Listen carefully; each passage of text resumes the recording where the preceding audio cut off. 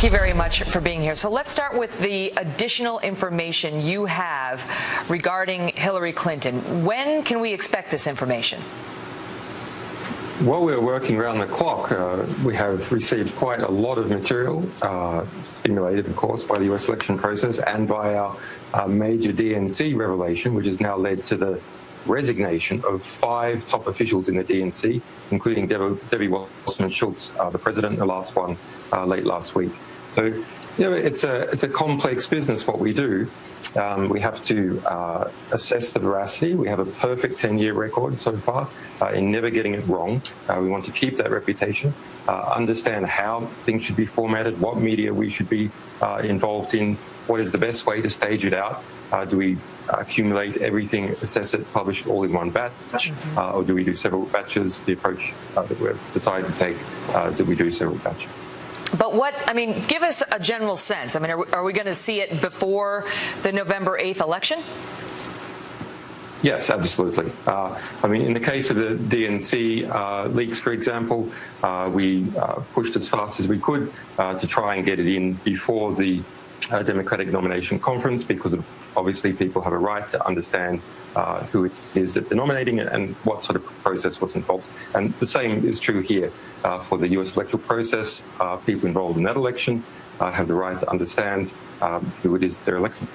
Now, you've seen it, right? Can you tell us how significant you believe it is? I mean, compare its significance to what we saw released by WikiLeaks in July. Well, I don't want to scoop ourselves.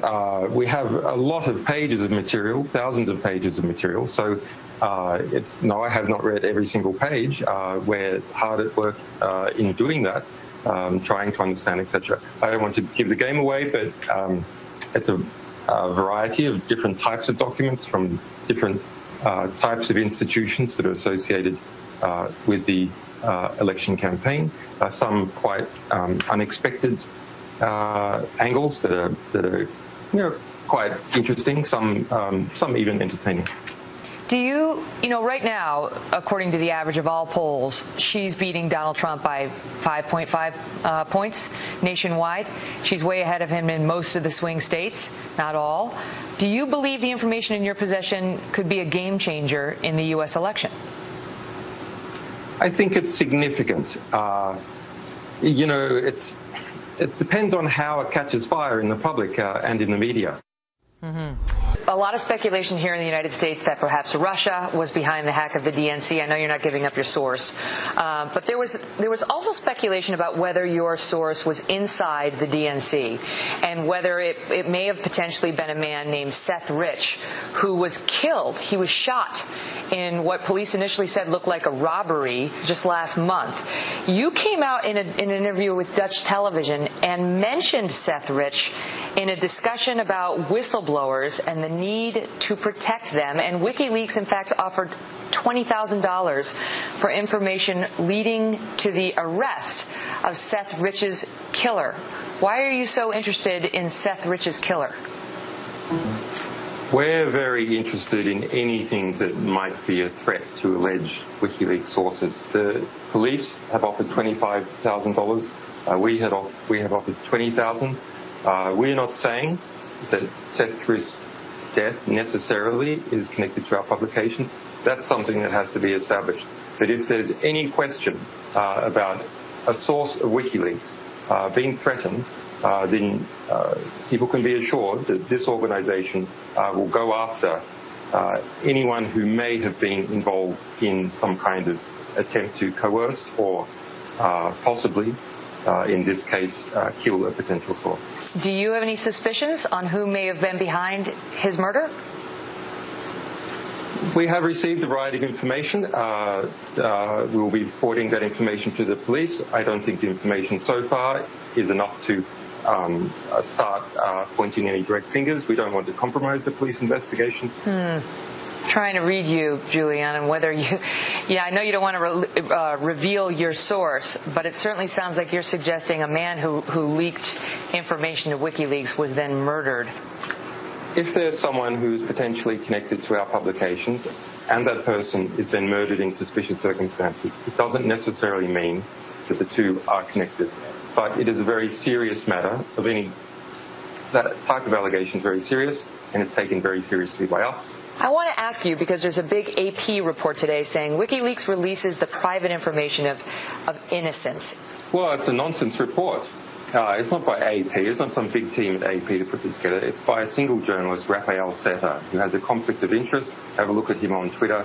He's been campaigning against us ever since this DNC leak. I got to ask you about the U.S. election. As you point out, you're not an American citizen. You're an Australian. You know, you're clearly not rooting for Hillary. But are you rooting for Trump? No. I mean, if we have good information on Trump, we publish that. If we have good information on Hillary, the Democrats, we publish that.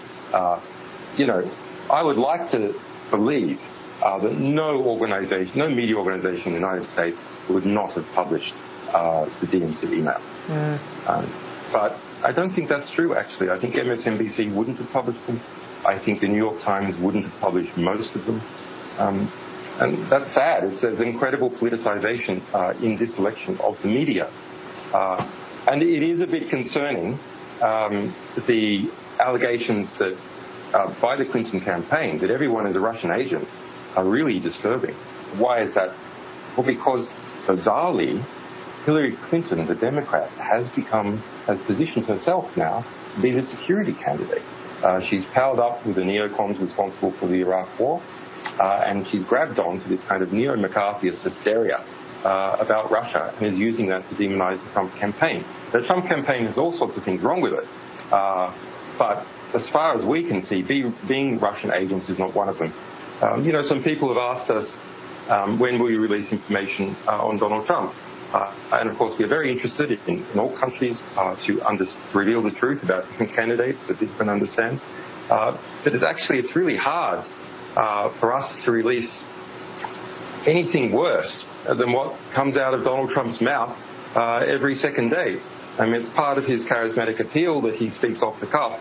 But, you know, that's difficult for Donald Trump to overcome a lot of those things, even with a lot of great material coming out by WikiLeaks or other publications. Right, and you don't do the hacking, you just do the releasing.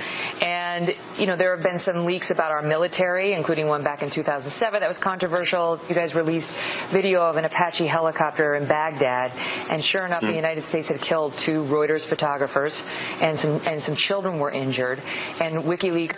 Look, we had a clear result. The U.S. government had to admit in court, under oath, in 2013, that not a single person that it could find had been harmed as a result of our disclosures. Do you need to be more careful? What say you to the charge that these releases need to be screened better by WikiLeaks if you're going to do it at all? Well, let's back step. So what exactly is the allegation here? The allegation is that WikiLeaks is publishing too much true information. But private, now, confidential information. Half of that, we agree. We publish a lot of information, and it's had a perfect record so far. Julian Assange, the man who may hold the October surprise, or perhaps September. We'll have to wait to find out. Well, you just heard Julian Assange talk about the mystery behind the murder of DNC staffer Seth Rich. This just happened on July 9th. So we did some digging on the case, and we will show you what we found. Megan, Seth Rich had been working for the Democratic National Committee for 2 years and helped develop a computer program to make it easier for people to find polling places on Election Day. Just days before he died, Rich had been chosen to work on Hillary Clinton's campaign. Julian Assange has never indicated that Seth Rich played any part in slipping DNC documents to WikiLeaks, but as you heard, Assange has mentioned Rich's name when talking about the risk that WikiLeaks sources take. Just over a month ago, on July 10th, Seth Rich was gunned down at 4 o'clock in the morning near his home outside of D.C. In the hours before the shooting, Rich was seen drinking at a bar and heading to an after-hours club. 19 minutes before he was shot, Rich was on the phone with his girlfriend. Police say they have no suspects, witnesses, or motive, though they are looking at attempted robbery, even though his watch, wallet, and credit cards were not taken.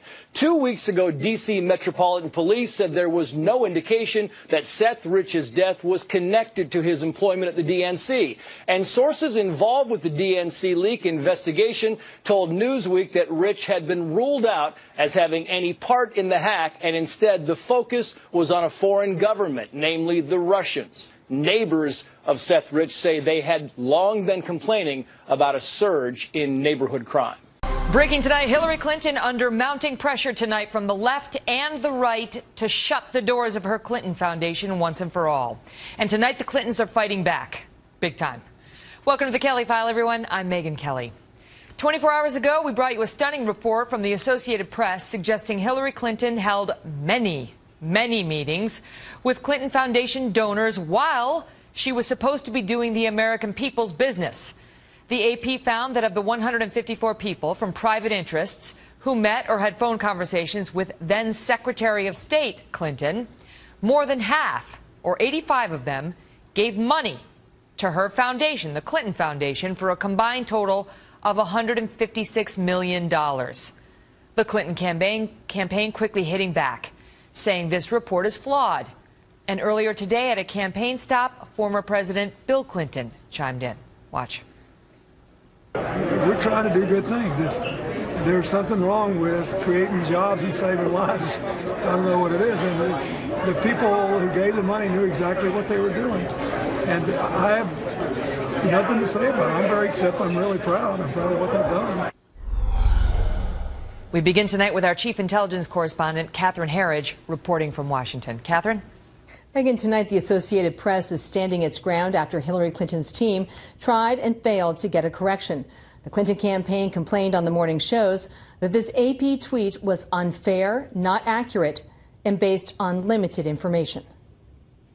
By our count, there were over 1,700 other meetings that she had. You know, she was Secretary of State. She was meeting with foreign officials and government officials constantly. So to pull all of them out of the equation, cherry pick a very small number of meetings is pretty outrageous. And the White House defended Clinton, telling reporters that even before she became Secretary of State, there was a transparency agreement. To ensure that the ethics requirements that are in place went above and beyond those guidelines that are set by law. But the Associated Press says their reporting is based on documents released by a federal court after they had to sue the State Department, and it took 3 years for the AP to get the Clinton schedules that showed the foundation donors. And it made sense to analyze meetings outside her regular government duties as secretary. Quote, this reporting was done by the same AP investigative team that discovered Mrs. Clinton's private email server and whose reporting last week resulted in the resignation of Donald Trump's top campaign strategist. Megyn? Catherine Herridge, thank you. In just a few moments, we're going to speak with Congressman TREY GOWDY, who just got back from Capitol Hill, where he personally reviewed some of the FBI's documents from its investigation into Hillary Clinton's private email server. He'll tell us what he found. But first, we are joined by Roland Martin, host and managing editor of TV One's News One Now. Roland, great to have you on the program. Thank you for being here. Great to be here. So what do you make of this, of the Clinton Foundation? As we're just looking through the publications today, USA Today, Boston Globe, New York Post, Detroit News, Daily Beast, all saying this thing ought to be shut down at a minimum if she wins. Well, first and foremost, if she wins the presidency, you will have her as president. You will have former President Bill Clinton serving as first husband, if you will. I do believe what they should do is transition out of business because even though they've done phenomenal work, you're now the commander-in-chief. You're now the leader of the free world. And so, look, I sit on a group of 50 CAN education group, Students First. We merge transferred assets. And so you can do that. You can partner with an existing NGO to do the work. But do you think it's shady you can't now? have a what do you think of the existence of it now? Laura Ingraham was on Fox earlier calling the Clinton Foundation a machine for influence peddling. She's suggesting that they use it. They use it to sort of, to get donations. They use her power as Secretary of State to sort of convince people to donate to their foundation. Well, first of all, I would disagree with that because let's keep in mind she's a former first lady. She's a former United States senator. I think she probably has a hell of a lot more relationships, even if she wasn't Secretary of State. And the reality is the work that they're doing as an NGO across the world is critically important. You have President Jimmy Carter, who probably comes closest to having his own organization that does work around the world. It's very rare to, frankly, have a former president that has this type of entity. So I would say Laura is absolutely wrong. She certainly has an axe to grind here. I don't. The bottom line is here, they do good work, but I do believe what the Clinton folks have to understand is it's not simply just a question of what took place in meetings. It's also the appearance. And so I think one of the things that they should do, and they really should do this, they should say after Labor Day, they are going to suspend accepting any funds into the foundation because you're in the middle of a presidential campaign. I believe be far more proactive as opposed to reactive. That's what the Clintons should be doing. Roland, do you like her? I know that you're a big supporter of President Obama's. What do you think of her? I've met her. She's a nice woman. I've been critical of her, just like I've been critical of the president. Last time I interviewed him was 7 years ago, so it's not like we've been buddy-buddy. But again, just like anybody who's in political office, you know, I have a very simple philosophy, Megan. If you do good, I'll talk about you. If you do bad, I'll talk about you. At the end of the day, I'll talk about you. Before I let you go, because that was a great sign-off, but I have to ask you, are you open-minded to Donald Trump? Here's the deal. I have interviewed a significant number of African Americans, and I have been asking the exact same question over and over and over. Where is your plan? Look, I voted for Republicans before, so this ain't the first time. I look at individuals, but the problem for me is this here. Donald Trump gives great comments. It's on a bumper sticker, but there's no specificity. There's no plans. And then when he keeps saying stuff that you come back and say, wait a minute, that's not true. I got a problem when you simply, as somebody running for office, cannot even tell me how you're going to pay for your tax plan. You don't talk about HBCUs. You talk about African Americans, but then where's your plan? I'm sorry. He's all hat and no cattle. That's what we say in my native Texas. Roland, great to see you. Thanks for being here. Likewise. Thanks a lot. Joining us now in a Kelly File exclusive, South Carolina Congressman TREY GOWDY, the former chairman of the Select Committee on Benghazi. Great to see you, sir. So today you had an interesting day taking a look at some documents that the FBI had prior to you getting a look at them. Did you find anything particularly interesting about these documents that Hillary provided the FBI? Yes, ma'am. Keep in mind, one notebook were the classified emails that she handled so negligently. The other notebook are the witness interviews, the summaries, what we call 302s. My number one takeaway, Megan, is there's no reason in the world you could not and should not be able to look at the same witness interviews that I had to go to Washington and look at in a classified setting. You and your viewers should be able to read summaries of these witness interviews.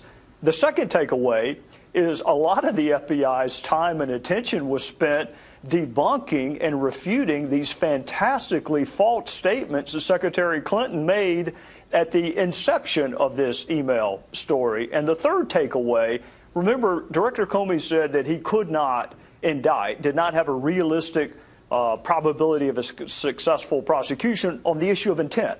So I looked to see what witnesses were questioned on the issue of intent, including her, and I didn't see that many questions. Let's go back to number two. Issue. Let's go back to the second point, which is how much time they had to spend debunking what you say were lies or falsehoods that she told. What do you mean by that?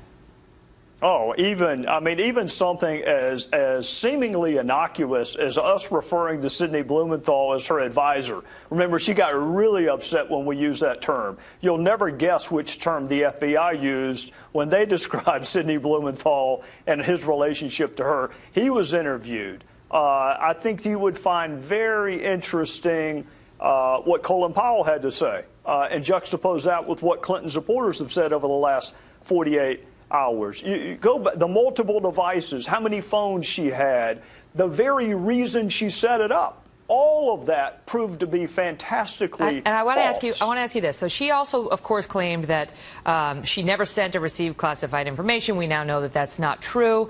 I know you thought it might be interesting if the American people could see who sent some of the emails that she received with the classified information. What do you mean by that? Why would that be so interesting?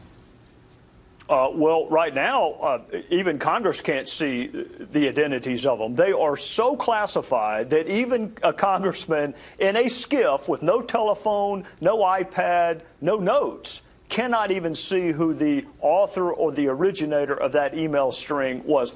That is how classified that information was that she was handling on a non-secure server. So Sidney Blumenthal is one author. Of course, you know Cheryl Mills and Numa Abedin and Jake Sullivan, but there are even some originators that even members of Congress cannot see the identity of them because of the nature of the information. But meanwhile, she was saying, I had no idea, no, classified, no, I had no. Congressman Trey Gowdy, great to see you. Thank you for being here. Yes, ma'am. Thank you. Also tonight, new reason for Hillary Clinton to be very concerned about a potential October surprise.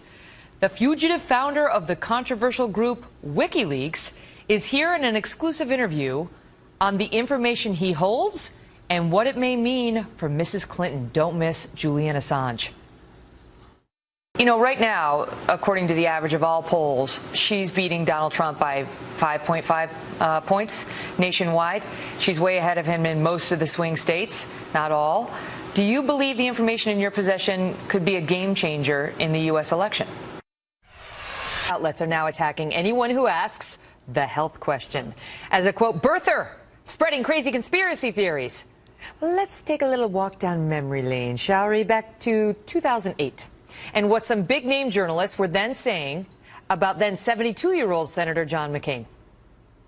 Is McCain simply too old to get elected? If it's John McCain's health we're talking about, and he's running for the highest office in the land, his health, with limits, becomes the public business. This is a person who's had 5 different skin cancers, 4 melanomas, and then we found out today that he had a squamous cell carcinoma as well. How concerned are doctors that this skin cancer may in fact return? Joining me now, Dr. Mark Siegel, NYU professor of medicine and Fox News medical correspondent, and he was actually part of a team of medical professionals tapped to answer questions about John McCain's health. Doc, great to see you. Great to see you, Megan. So, I mean, those journalists were right. We had a right to know about John McCain, who wanted to be the commander-in-chief, and we have a right to know about Hillary Clinton and Donald Trump, do we not? Yes, we do. And I think what happened in 2008 is we changed the bar. We put it in a different place because the public these days is all about disclosure. It's all about transparency.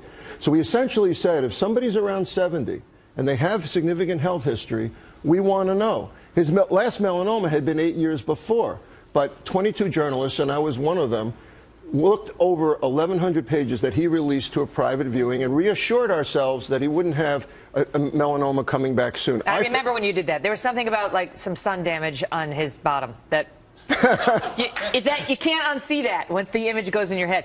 But I thought for parity's sake after that, we would then get full records released in people that were around 70 or had significant health but neither candidate has done it. She hasn't done it. He hasn't done it. She's released more than he has. Hillary has more than Trump. He's got some letter from some doctor, Harold Bornstein, who says Trump will be the healthiest individual ever elected to the president. Yes, right. Thank you. And Trump says my records show perfection, according to this guy. Okay, so this is the situation in which we find ourselves. You tell me whether you've seen anything publicly that suggests to you she has got some deeply concerning medical condition.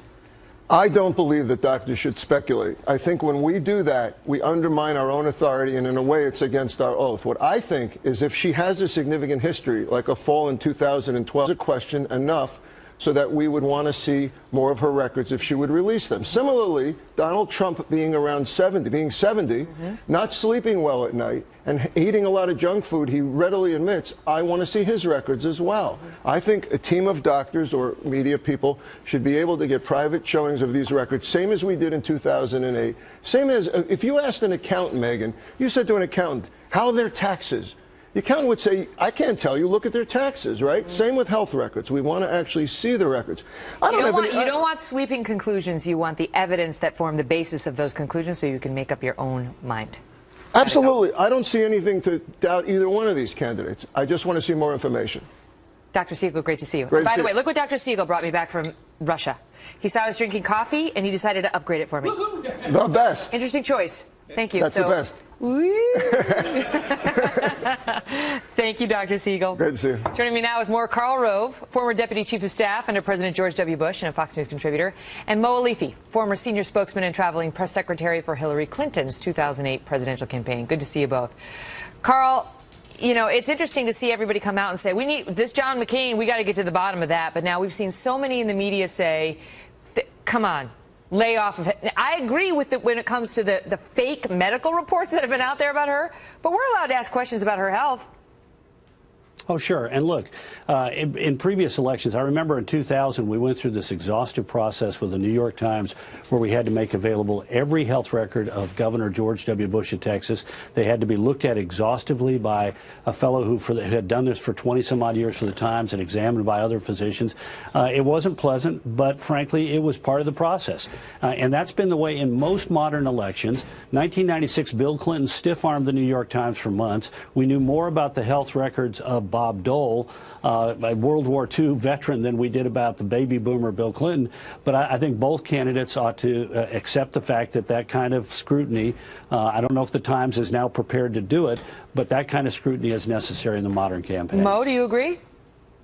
Yeah, I think it's totally legit to want to take a look at the health records and background of candidates, and that's totally something that voters rightfully ought to have information on it, and it's a legitimate question for them.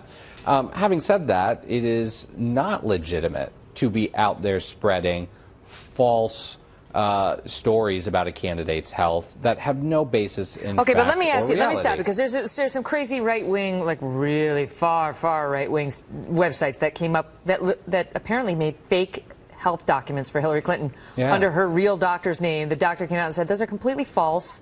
They misstated her title. I mean, they're just bogus. But let's take it a step back from that, because you've had people like Rudy Giuliani out there saying she looks sick. Just Google Hillary Clinton and health, and you'll find. You know, is your view on that?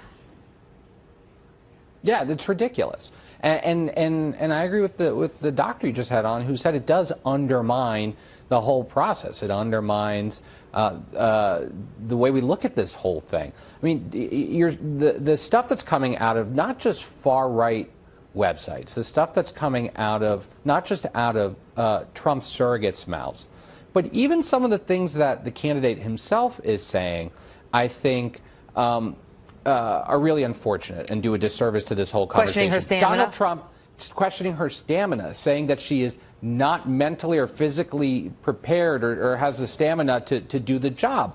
You know, look, Donald Trump, you got a problem with Hillary Clinton. You have an issue with Hillary Clinton. You have plenty of issues to differentiate yourself on. Do it that way. Carl, but to manufacture something about her health. Part of what's going on here, Carl, you tell me, is that there have been questions, in particular after she had that concussion and she had the glasses on for the double vision, and some of the comments that were made back then that raised real questions about what had actually happened to her then. Yeah. Well, think about that. Absolutely right. She has a concussion on the 13th of December, falls down and has a concussion, but we're not told about it until the 15th of December, 2 days later. We're told on the 25th that, or excuse me, I actually got this written down. The on whiteboard, the 20th, we're told, on the health whiteboard. We're told on the 28th. We're told on the 28th of December that she's going to be back to the office next week. On the 30th, she's hospitalized with a blood clot, but we're not told about it until the next day. 2 pages. She leaves the hospital on January 2nd. On January 7th, they say she is fully recovered, and they have a photo op, but she's not fully recovered.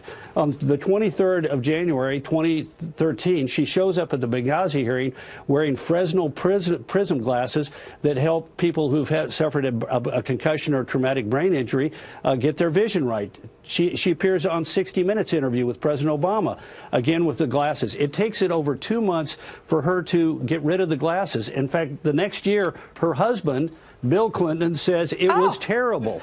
The concussion required 6 months of very serious work to get over. That's what he admitted a year later. So, you know, when people have it, I remember when President Bush ate the pretzel and collapsed, we had to make every record available. We had to provide doctors in extremis to the press. And when she misled the American people, or people on her behalf misled the American people about the seriousness of that concussion, it does create some doubts. Now, I'm separate that from the arguments that Trump makes about her, you know, can she, as she up for the rigors of the presidency? People have made that argument back to John Adams and Thomas Jefferson. Okay. So that's in politics, but both of these people ought to come clean with all their records. Mo, would you like to respond to the triple whiteboard? I didn't hear it all over the sounds of the black helicopters that I think were flying by the window here. He's coming after you. What I think I did hear, though, was Carl repeating many of the things he said back in the day that he actually had to walk back because a lot of it wasn't right and wasn't true. And this is what I'm talking about. This is absolutely true. The president, the Secretary of State, allowed her people to mislead the American people about the seriousness of her concussion. No. The insinuations that you're making there, the insinuations that Donald Trump making there, there's very little difference between the two. I'm not insinuating anything. I'm not insinuating anything. Nobody can understand when you talk over each other like this. I'm not insinuating anything. I am saying her people did not tell the American people the truth about her concussion, and misled the people, delayed providing information, and then her husband admitted that it had taken her 6 months to get back on. Gotta leave it at that. We appreciate you doing the writing on your whiteboards and something better than Dr. Scratch, so we could actually read it. And I'll bring mine next time too, whether Carl. the American people are persuaded is up to them to decide. Great to see you both. So still ahead, a possible terror attack in Virginia and the questions it's now raising for the FBI. Have you heard about this? Plus, Kevin Jackson and Andel Brown are here on Donald Trump's attempts to reach the black community. And then big news, watching Donald Trump spend the last 10 days making appeals to inner city communities, we're seeing yet another shift in tone as he reaches out to another minority group, this time on immigration. Trump was speaking with our own Sean Hannity just a short time ago when he revealed that he is softening what has become one of his most popular policies. Is there any part of the law that you might be able to change that would accommodate those people that contribute to society, have been law-abiding, have kids here? There certainly can be a softening because we're not looking to hurt people. We have some great people in this country. But we're going to follow the laws of this country. There can be a softening. Kevin Jackson is a Fox News contributor and executive director of theblacksphere.net. And Andel Brown is a defense and civil rights attorney. Good to see you both. Andel, let me start with you on that and your reaction to his statement after all this time. I mean, a year plus where he's been hard line on immigration. There's going to be a deportation force. The 11 million have to go. Their families have to go as well. There can be a softening. There's a softening. Well, this is so important that Donald Trump waited until August, 2 months before the election, to address a softening on immigration with the Hispanic American community. I think it's too little, too late, and it's really just trying a last-ditch effort to reach out to Hispanic voters. His campaign has not been inclusive, and I don't think it's helping now. Kevin, his numbers with African Americans are dismal. His numbers with Hispanics are dismal. His numbers with women are dismal. And there is an article in the Washington Post tonight talking about how he is now trying to sort of erase the impression that people have that he is, quote, racist with all three of those groups. Well, I think it's ridiculous that anybody would think that Trump is racist. He's taking a stance that many Americans believe.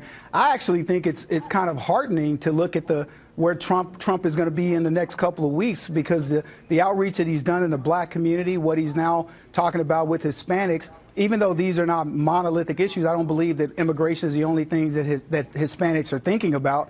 But I think that the fact that he is reaching out and talking about these issues and giving it a bit of a deeper dive is interesting. I think what's more funny is watching the left have a conniption because they've had a monopoly on the black and Latino vote for quite some time. And now here's a Republican who's able to reach him without the long arm of the media stopping him. So I think it's going to be fun to watch in the next few weeks. Andel, he's reaching out not only the Hispanic community, already he's getting blowback. I mean, Ann Coulter, she's hardline on immigration, and she has been forever. She just said the following over on MSNBC. Listen. How's it different than Obama? How's it different from all the candidates he just beat? I go through. That's one of the 5 talking points every politician says. He's going to deport the felons. Well, it's very different from the actual policy, but they all say that, and it just sounds very consultant to me. This could be the shortest book tour ever if he's really softening his position on immigration. She's on a book tour. She's basically saying, I don't want to see that. And the question is whether this might erode some of his core support with that base he's done such a good job of cultivating. Actions speak louder than words. And when it comes to African Americans, black women are the leading group when it comes to college enrollment in this country. Black men not that far behind, both ahead of Trump's base of white males. We are more than poverty, crime, and violence. And that seems to be all Trump can address when he's talking about black people. We're not lining the gutters of America waiting for Trump to save us. We're doing fine and we're making progress on our own. He needs to have a better pitch than "you're doing so bad, how much worse can it get?" We need him to tell us what he's going to do and to address Kevin, the he's issues. He's referring to the fact that Trump came out Americans. yesterday and said, "What the hell do you have to lose to the black community? Like, come with me, vote for me." But you got to give him some credit for reaching out to these groups, do you not? I mean, obviously he's struggling with African Americans and with Hispanics. No, Megan, but he's trying. Megan, great soundbite. Great soundbite for Trump to say. Participation Trump to say that because he's exactly right. He's exactly right. The Democrats have effectively ruined the black community. We could look. There's a lot of things going on that are great in the black community. The problem what is he going to only do a to fix handful it? of them That's are the getting question. it. And the problem is that when you talk about things like black neighborhoods, you shouldn't even be saying things like black neighborhoods, black schools. We all know what that implies. These are the worst of the worst. When we look at criminality, when we look at jobs, all of it is bad. It's all under Obama, and it's all in big cities run by Democrats. So Trump is exactly right to bring this to the fore, because you know what? Democrats believe that blacks are the sacred cows that are going to come to the barbecue and eat like everybody else. It's time we barbecue the sacred cows, and Trump is actually making an impact. Well, I will tell you, the internal polling we're told in the Trump campaign shows that he's got an opportunity. What Trump is about, and he's appealing to a different base. He doesn't care about black people's votes. Well, the internal polling appears to show that there's some room with the African American voters because many are dissatisfied with the Clinton policies on crime from the Bill Clinton administration. I got to go. Great to see you both. So the key question in this race is this. With 76 days left, 76, can you believe that? I know. And Hillary Clinton holding a lead in the swing states. What does 75 days from the election, Hillary Clinton is maintaining her 5+ point lead over Donald Trump in the average of all national polls. But in battleground North Carolina, the candidates are locked in a virtual tie. That has not stopped Trump's campaign manager, Kellyanne Conway, however, from saying that the surveys aren't really telling the whole story. Why? So-called undercover Trump voters. We're hearing more and more of this. Joining me now to discuss it, Tucker Carlson, editor-in-chief of the Daily Caller, Kristen Soltis-Anderson, Republican pollster and Washington Examiner columnist, and Ben Domenech, publisher of The Federalist.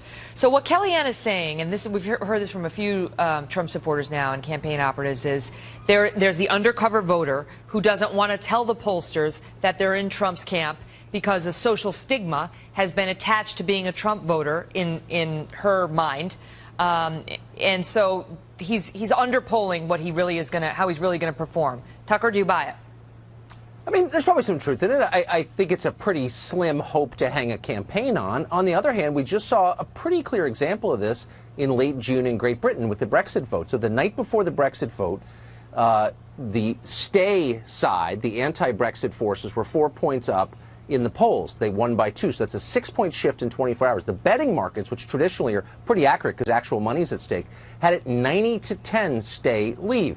The demographics were pretty similar to what we're looking at now. People who supported stay were the finance community, ethnic minorities, and young people. And I think what happened was a lot of those people didn't vote in the numbers that the leave people voted in. So that's not a crazy comparison, actually. If it gets tight, I think that could be real. What do you think, Kristen?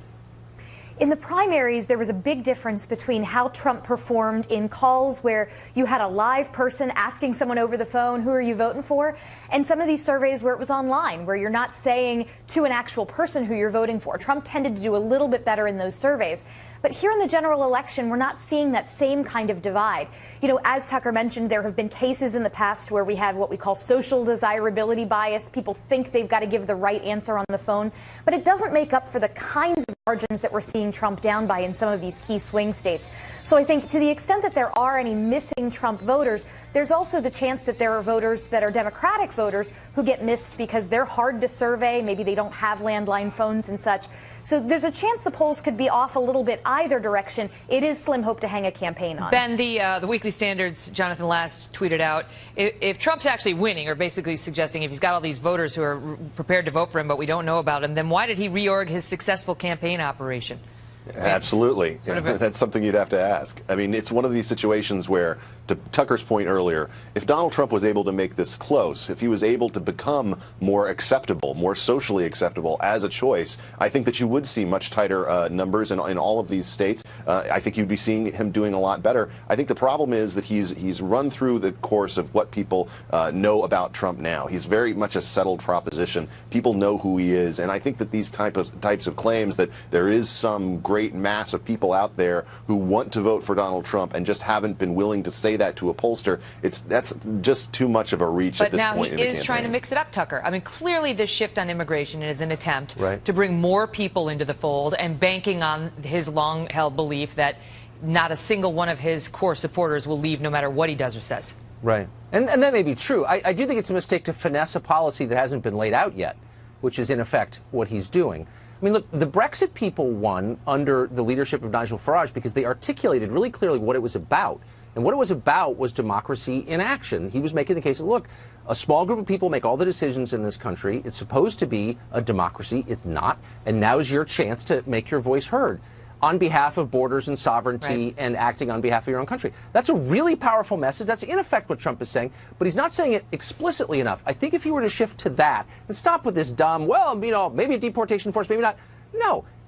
Big picture. Stick to the big picture. And I actually think even at this late date, he could pull it out. What about, like, is Trump optimizing his schedule? I mean, what was he doing in Mississippi tonight? Yeah, this is one of the big challenges that I see the Trump campaign really needs to readjust to is there are a handful of states that are going to decide this presidential election. We can talk about the national polls and is Trump up or down? You know, is he down by 5 right now, down by 6? But it's really all about states like Ohio, states like Pennsylvania, like Virginia and Florida. And the Obama campaign in 2012 really focused on optimizing not just what state President Obama was going to travel to for campaign rallies, but what county in those states, and use data to decide what is the best way to optimize every hour of that candidate's time. And it seems to me that Donald Trump is really good at building a fan base. He's good at going places where he can get excited rallies, but that's not the same as putting together the electoral votes to be president. Ben, quickly, the debates, how big a factor? I think the debates could be a huge factor. The problem really is that in Donald Trump's case, you have to assume a campaign that doesn't really exist yet in terms of the people on the ground who could exploit a good performance in those debates and actually bring people into the fold, especially in those critical states that Kristen just mentioned. Great to see you all. Good to be with you. Up next, Ben Shapiro with the story of the college campus now running the Stop White People TREY to the State University of New York at Binghamton tonight. Resident advisors there being offered an optional training course called Stop White People 2K16. Supposedly this is diversity training, but some say it's actually racist. Ben Shapiro joins me now, an attorney and editor-in-chief of the Daily Wire, which broke this story. Ben, good to see you. What's this about? So basically, there was a resident assistant program, a training program. 40 to 50 RAs attended it, and the goal was to teach all of these RAs how to deal with white privilege and all of the racism inherent on the campus, to explain that reverse racism didn't really exist, and to correct the misconceptions of all of what they the undereducated people who think things like white privilege is a buzzword for leftism, and that people should actually be treated equally without regard to their race. So, you know, this is just plain leftist politics under the guise of re-education by a bunch of resident assistants. The university says, of course, that they had nothing to do with the content, but they assured everybody that retroactively there was nothing really objectionable. They were just using the term "stop white people" facetiously. It was a joke. Stop. I mean, can you imagine if there was a program like Stop Black People? The reaction that we'd get at a state, at a publicly funded university? Yeah, I mean, the whole thing is absurd, of course. I mean, if you even try to give a lecture sponsored by a group on campus that has anything to do with race, there's a good shot that you'll be protested and shut down. Yeah, as you know, firsthand. Yeah, exactly. They can actually run a program called Stop White People 2K16, and it's totally fine, neglecting, of course, the fact that most of the taxpayers in the state of New York are white and therefore subsidizing their education. Presumably most of the people giving the grants to the State University of New York are white. But this is what the student says. So the student group says, this is Vice President for Student Affairs, says, look, it wasn't anti-white. We're trying to improve people's ability to handle conflicts around the issues of diversity and race, and it was very respectful. And, you know, only a couple people complained. Oh, to whom? Respectful to whom? Again, as you say, I mean, you title this thing Stop Black People, and the entire country shuts down. President Obama sends the DOJ to investigate. You call it Stop White People, and that's just another way of expressing yourself. It's just a way of bringing up conflict. I mean, listen, this is the sort of intellectual rigor that I would expect from the Harvard of Binghamton, but nonetheless, it's not exactly, I think, an even playing field with regard to white and black at these state universities. Well, they're saying only a couple people, had, quote, mixed reaction. But what about those who didn't feel comfortable saying, hey, because they're worried they're going to be called a racist if they say, I don't really like this?